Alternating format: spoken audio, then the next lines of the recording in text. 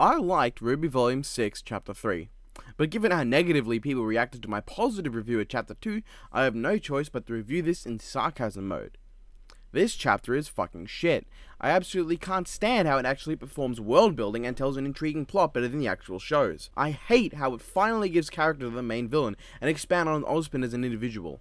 I absolutely hate how the chapter gives the exposition and backstory actual animation and effort, and what I really fucking hate is that the gods look fucking awesome as dragons. I can't stand how seeing the God of Light reminded me of Princess Mononoke, and made me happy because that is low-key my favorite anime film of all time aside from maybe Spirited Away. The fact that the God of Darkness's voice didn't detract as much as the God of Lights for me really angered me as well. And the fact that this retcons all of Ozpin's lore in the past as lies, and thus corrects the trillions of flaws I had with them, really agitates me too, because I can't stand it when writers retcon something to make a stronger product. Retconning should only be used to piss off fan bases and correct things that are good. Don't even get me started on how happy I was to find that most of the cast had no lines. That made me so happy, I was almost ready to break my computer. How dare they get me invested? What a bunch of jerks. How dare they make the magic look kinda cool? How dare they give motivation to the primary conflict of the show? And my god, if they even consider expanding the characters anymore, I might just tear the moon apart. Speaking of which, these goddamn assholes explained how the moon broke, and gave a legitimate reason and meaning, as well as explain the name of the world. Assholes?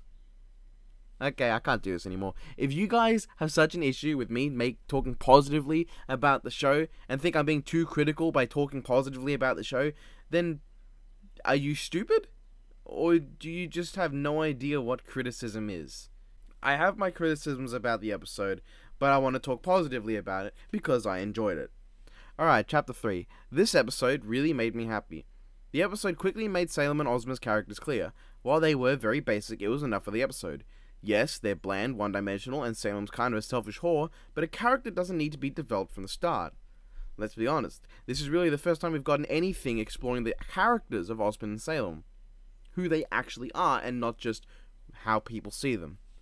Salem wants to be free and have love, and Ozpin's a good guy who just wants to do good things. It's enough to form the baseline of the characters to expand upon. For instance, look at Luke Skywalker. When you first meet him, he's just kind of a dork who wants to live his life and go out flying starfighters and shit. He's not some deep developed character until later on in the story. Of course, I do have some issues. Like, I don't think Salem is anywhere near as sympathetic as they might want, but I'm not sure if they really want that or not. I get that she really loved Ozma and his staff, but she goes on this, oh, it's not fair, OMG thing, and like, yeah, I get it. Losing someone you love is hard. I've had to deal with feelings like that all year. This has been one of the worst years of my life, actually. But to quote True Blood, and probably a billion other people, I'm just quoting True Blood because that was the last time I heard this quote. Yeah. You never truly get over losing someone you love. You just learn to live with it. Deal with it, Salem. We all do. Everyone on the planet learns to deal with loss, without having to risk and cause the extinction of humanity. But the episode has a lot of upsides. The gods look fucking awesome as dragons, they explain the world's name and the moon's destruction in ways that don't completely piss me off, and they also show Remnant from space. It looks like Earth. Just overall, it's a good episode. It's not without its flaws, of course. The God of Light's voice just sounds wrong. I don't know what it is, but it just sounds like an average guy, and that would be fine if that's what they were going for, but then they gave the God of Darkness a really good voice. He sounds dark and untrustworthy, callous and cold. Each inflection has a sinister undertone to it, but he doesn't sound overly cliche, and he manages to sound almost like someone who can be reasoned with. He's not just evil, he's just a dick. Meanwhile, the God of Light sounds really bored. Unfortunately, I also found Ozma's constant dying and coming back to life is really funny, and that kind of took away from this scene to me. I also have issue with them not showing the fight between Ozma and Salem, because that would just be too awesome. But I can forgive that, because this shot is actually pretty cool, and I get that it's a flashback. They don't need to show this action scene. In the end, this episode does good to give some world building, and expand on the motivations and personalities of our main antagonist and not Yoda. Is it at the level of Garo or Fate Zero? No. But does it need to be to still be good? No.